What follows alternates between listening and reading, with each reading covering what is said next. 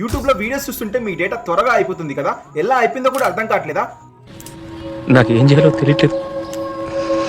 అయితే ఈ వీడియోని లాస్ట్ వరకు చూడండి. యూట్యూబ్ మీ డేటాని 1 మినిట్ కి ఎంత తినేస్తుంది, గంటకి ఎంత తినేస్తుందో క్లియర్ గా తెలుసుకుందాము. అయితే మనం యూట్యూబ్ లో వీడియోస్ చూసేటప్పుడు మనం ఏ క్వాలిటీలో వీడియోస్ చూస్తున్నాము అన్న అంశం పైన మన డేటా అనేది కన్స్యూమ్ అవుతుంది. 144p లో 1 మినిట్ లో 1.3 MB ఖర్చు అవుతుంది. అదే 1 అవర్ కి అయితే 80 MB ఖర్చు అవుతుంది. 240p లో 1 మినిట్ కి 3.3 MB ఖర్చు అవుతే 1 అవర్ కి 200 MB ఖర్చు అవుతుంది. 360p లో 1 మినిట్ కి 5 MB ఖర్చు అవుతే 1 అవర్ కి 300 MB ఖర్చు అవుతుంది. 480p లో 1 మినిట్ కి 8.3 MB ఖర్చు అవుతే పర్ హవర్ కి 500 MB ఖర్చు అవుతుంది. 720p లో పర్ మినిట్ కి 25 MB ఖర్చు అవుతే పర్ హవర్ కి 1.5 GB ఖర్చు అవుతుంది. 180p లో 1 మినిట్ కి 50 MB ఖర్చు అవుతే పర్ హవర్ కి 3 GB డేటా అనేది కన్స్యూమ్ అవుతుంది. మరి మీ డేటా ఎందుకు త్వరగా ఫాస్ట్ గా అవుతుందో ఇప్పుడు అర్థమైంది అనుకుంటా.